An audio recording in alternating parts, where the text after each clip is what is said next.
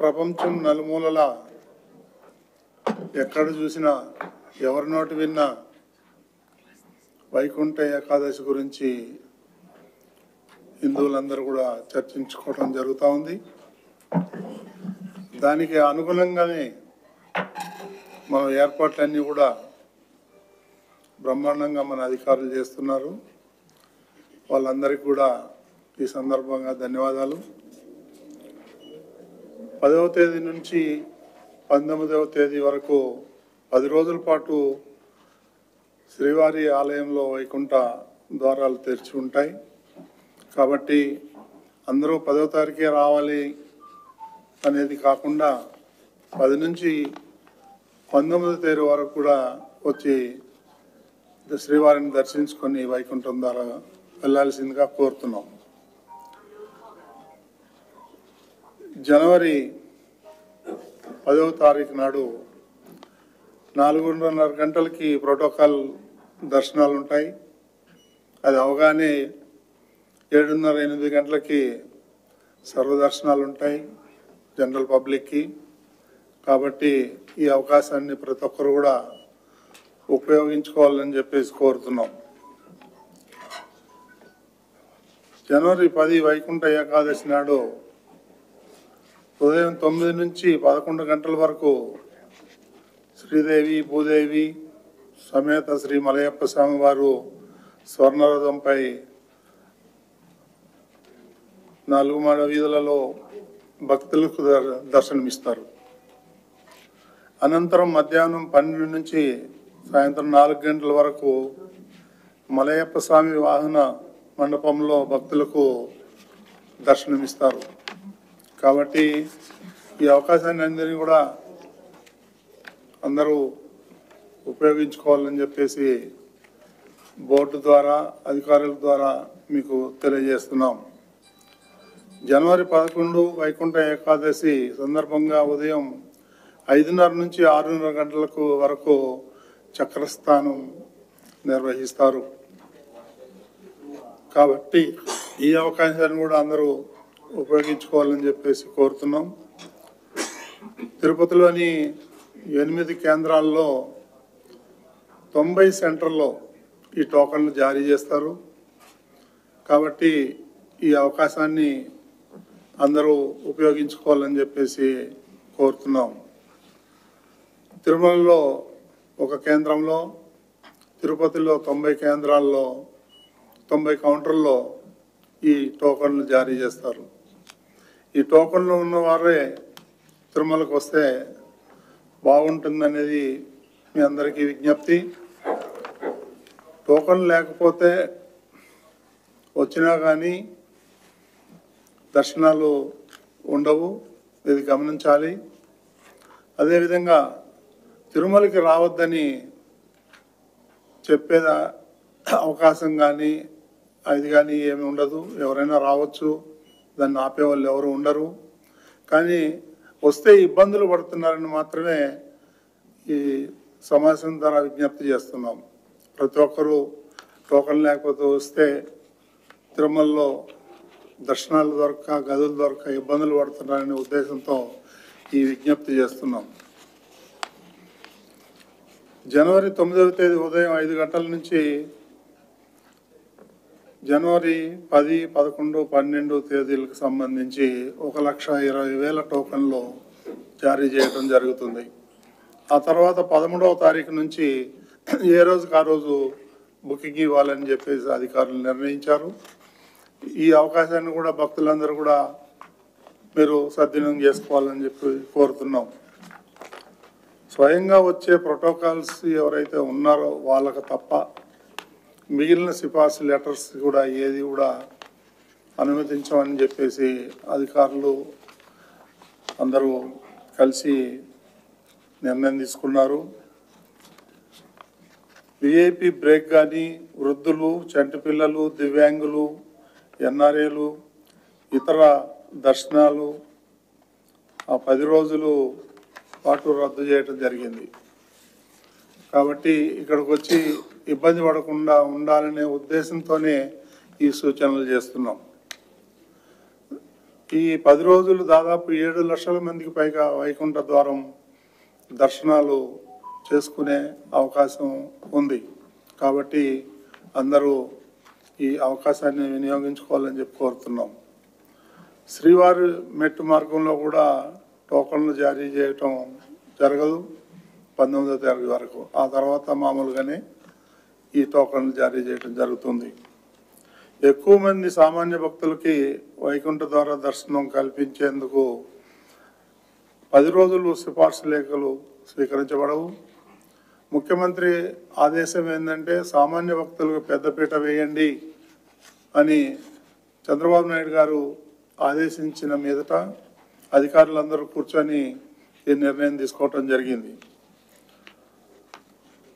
10 రోజుల పాటు వసతి గదులు, ఆన్లైన్ బుకింగ్ రద్దు, సామాన్య భక్తులకు సిఆర్ఓలో ఉచిత గదులు కేటాయింపులు చేయటం జరుగుతుంది. ఈ ట్రాఫిక్ కూడా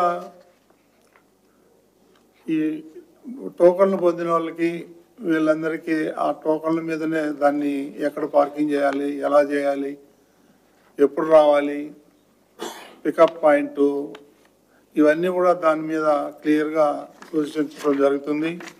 ఆ విధంగా భక్తులు రావాల్సి ఉంటుంది.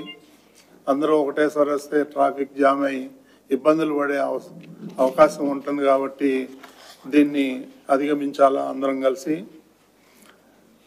అదేవిధంగా భద్రత విషయంలో వస్తే సుమారు 3,000 మంది పోలీసులు, 1600 మంది ఇంటెలిజెన్స్ అధికారులు అందరూ కూడా ఈ పర్యవేక్షిస్తారు. ఎలాంటి చిన్న ఇబ్బందులు కూడా జరగకుండా భక్తులకి రక్షణ కల్పించే ఏర్పాట్లు కూడా మన అధికారులు చేస్తున్నారు. కాబట్టి ఎవరు కూడా ఏమీ ఇబ్బంది పడకూడదు. అందరూ ప్రశాంతంగా వచ్చి దర్శనం చేసుకొని పోవాల్సిందిగా కోరుతున్నాం. అదేవిధంగా సుమారు 3,000 కెమెరాలు, సీసీ కెమెరాలు ఏర్పాటు చేయడం జరిగింది. కాబట్టి ఎవరు కూడా ఎలాంటి భయప్రాంతులకు, ఆరోపణలకు, రూమర్స్కి అవియకుండా ప్రశాంతంగా వచ్చి దర్శనం చేసుకొని వెళ్ళాల్సిందిగా కోరుతున్నాం. ఈ అన్నప్రసాదాలు కూడా ఉదయం 6 గంటల నుంచి రాత్రి 12 గంటల వరకు కూడా కంటిన్యూగా కౌంటర్స్ ఉంటాయి. వాళ్ళకి స్నాక్స్ కానీ, పాలు కానీ, టీ కానీ, కాఫీ కానీ ఇవన్నీ కూడా అరేంజ్ చేయడం జరుగుతుంది. కాబట్టి ఈ అవకాశాన్ని కూడా భక్తులందరూ ఉపయోగించుకుంటారని కోరుతున్నాం. ఇకపోతే ప్రత్యేకంగా మన వాళ్ళు చెప్పింది ఏంటంటే మైసూర్ ప్యాలెస్ ఏదైతే ఉందో అక్కడ చేసినటువంటి అలంకరణ కానీ, విద్యుత్ అలంకరణ కానీ ఇవన్నీ కూడా వాళ్ళ ద్వారా ఈ సంవత్సరం అది ఒక ప్రత్యేకతగా ఉండబోతుంది. దాన్ని కూడా ప్రజలందరూ వీక్షించి ఆనందించాల్సిందిగా కోరుతున్నాం. ఈ భక్తులకు ఎప్పటికప్పుడు సమాచారాన్ని చేరవేయటానికి అన్ని మాధ్యమాలు ఉపయోగించుకుంటారు. అదేవిధంగా లైవ్ టెలికాస్ట్లు ఎస్వీబీసీలో కానీ, లేకపోతే ఆల్ ఇండియా రేడియో కానీ, ఇట్లా సోషల్ మీడియా కానీ, మిగిలిన ప్రైవేట్ ఛానల్స్ కానీ అందరూ కూడా టెలికాస్ట్ చేస్తారు. వాటిలో కూడా మీరు ప్రజలు ఇక్కడ రాలేని వారు దాని ద్వారా మీరు ఈ కార్యక్రమాలన్నీ వీక్షించే అవకాశం ఉంది. కాబట్టి ప్రతి ఒక్కరూ చూసి ఆనందించాల్సిందిగా కోరుతున్నాం.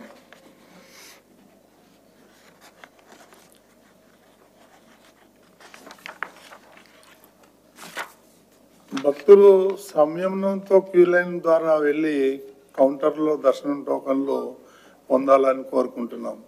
నేను ఇప్పుడు వచ్చే ముందే చూశాను, ఆల్రెడీ కౌంటర్ దగ్గరికి ఎక్కిరిసిపోయి ఉన్నారు. మరి వాళ్ళకి టోకన్లు ఎప్పుడు వస్తుందో ఏంటో మీరు అధికారులు చెప్పాలి. వాళ్ళకు కూడా అక్కడ అన్ని ఏర్పాట్లు చేస్తే బాగుంటుందని చెప్పేసి ఒక చిన్న సూచన. నాకు వీడియోలు వచ్చినాయి ఇప్పుడే. క్యూ లైన్లు కూడా కింద ఫుల్ అయిపోయినాయి. కాబట్టి ఎవరు కూడా అధైర్యపడకుండా రాత్రి 12 తర్వాత టోకన్లు ఇస్తారని అనుకుంటున్నా. అప్పటిదాకా వేచి చూసి ఆ టికెట్లు తీసుకొని చెప్పేసి దర్శనానికి రావాల్సిందిగా కోరుతున్నాం. ఈ వైకుంఠ ద్వారం 10 రోజులు తెరిచి ఉంటుంది కాబట్టి కంగారు పడాల్సిన అవసరం లేదు. అందరూ 10వ తారీఖు రావాలా 11 రావాలని అది ఏమైనా ఉంటే కొన్ని మార్చుకోవాలి, భక్తులు కూడా సహకరించాలి అని విజ్ఞప్తి చేస్తున్నాను. సామాన్య భక్తులకు పెద్దపీట వేయాలనేదే దీని ముఖ్య ఉద్దేశం. సిఫార్సు లెటర్స్లు ఇవన్నీ కూడా ఈ 10 రోజులు స్వీకరించే అవకాశం లేదు. కాబట్టి ఏదైనా చిన్న చిన్న పొరపాట్లు జరిగినా కానీ మన అధికారులు ఎప్పటికప్పుడు పరిష్కరిస్తారు. అందరూ సమయంతో ఉండి అందరూ ఈ గోవిందమాల భక్తులకు కూడా మరోసారి విజ్ఞప్తి, దయచేసి మీరు కూడా మిగతా భక్తుల వల్లే తిరుపతిలోని ఈ SSD కౌంటర్లలో దర్శన టికెట్లను ఉంది తిరుమలకు రావాల్సిందిగా మనం చేస్తున్నాం. ఇక ఏదైనా ఉంటే మీకేమైనా డౌట్స్ ఇప్పుడు ఏదో కొత్త వైరస్ వస్తూ ఉంది. సామాన్య భక్తులు కానీ ఎవరైనా కానీ తిరుమలకు వచ్చేటప్పుడు మాస్కులు వేసుకొస్తే బాగుంటుందని చెప్పి సూచిస్తున్నాం. ఆ విధంగా మీరు అన్ని జాగ్రత్తలు తీసుకొని తిరుమలకి రావాల్సిందిగా కోరుతున్నాం. తిరుమలకి రావద్దు, ఎవరో రావద్దు అనే రూమర్ స్ప్రెడ్ చేస్తున్నారు కొంతమంది. అవన్నీ అబద్ధాలు. అది ఎవరు నమ్మద్దండి. తిరుమలకి వచ్చే భక్తుల్ని ఈ ప్రపంచంలో ఎవరు ఆపలేరు, ఆపరు కూడా.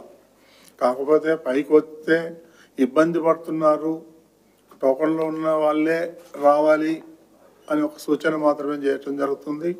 ఇందులో ఎలాంటి అపోహలు ఏమీ పెట్టుకోవద్దని చెప్పి కోరుతున్నాం. మీకు ఏదన్నా డౌట్స్ ఉంటే అడిగితే క్లారిఫై చేస్తాం.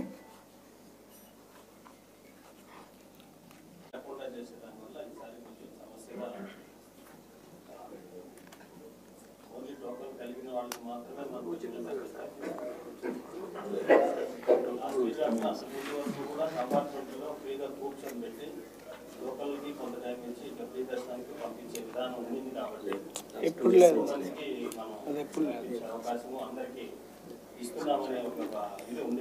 ఇది మామూలు రోజుల్లో ఉంటుందని మీరు చెప్పింది. కానీ వైకుంఠ ఏకాదశి అనేది ప్రతి వాళ్ళు రావాలని కోరుకుంటున్నారు కాబట్టి ఈ సిస్టమ్ పెట్టారు. ఎప్పటి నుంచో ఉంది సిస్టమ్, ఈ రోజు కొత్తగా పెట్టింది కాదు. దాదాపు 70% మంది కామన్ భక్తులకే మనం ఎక్కువ ఇచ్చాం. ఈసారి కామన్ భక్తులను బేస్ చేసి మొత్తం మ్యాట్రిక్స్ డిజైన్ చేయడం జరిగింది. దాంట్లో దాదాపు 70% మంది కామన్ భక్తులకి వాళ్ళకే SSD టోకెన్స్ వస్తున్నాయి. సో అందుకని మీరు నంబర్ చూస్తే కామన్ భక్తుల ప్రయారిటీ ఎంత ఉందో దీంట్లో తెలుస్తుంది. సో వాళ్ళకి మనం సజెస్ట్ చేసింది ఏంటంటే, వాళ్ళు వచ్చి ఇక్కడ ప్లానింగ్ లేకుండా వస్తే అందరికి అడ్మినిస్ట్రేషన్కి ఇబ్బంది ఉంటుంది, వాళ్ళకి ఇబ్బంది ఉంటుంది, లేకపోతే ఇక్కడ కాటేజెస్కి కూడా ఇబ్బంది ఉంటుంది. అందుకే మనం సజెస్ట్ చేసింది ఏంటంటే, వాళ్ళు క్యూ లైన్స్లో ఉండి టోకెన్స్ తీసుకొని వస్తే వాళ్ళకి బాగుంటుంది, అడ్మినిస్ట్రేషన్కి బాగుంటుంది. ప్రపంచంలో ఏ మూల ఏ క్షణం ఏం జరుగుతుందో వేగంగా తెలుసుకోవడానికి తొలి వెలుగు వాట్సాప్ ఛానల్ని ఫాలో చేయండి.